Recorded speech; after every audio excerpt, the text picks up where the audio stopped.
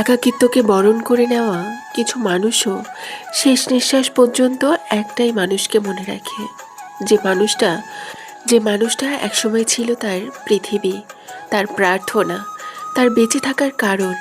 অথচ সেই মানুষ এখন অন্য আকাশে, অন্য কারো পাশে হাসছে, বেঁচে আছে একেবারে নিশ্চিন্তে।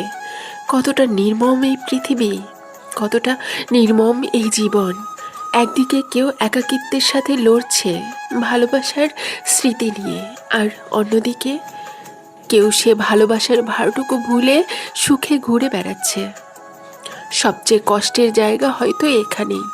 কেউ ভালোবাসাকে শেষ পর্যন্ত আঁকড়ে ধরে বাঁচতে শেখে, আর কেউ তা ভুলে নতুন ভালোবাসায় হারিয়ে যায়।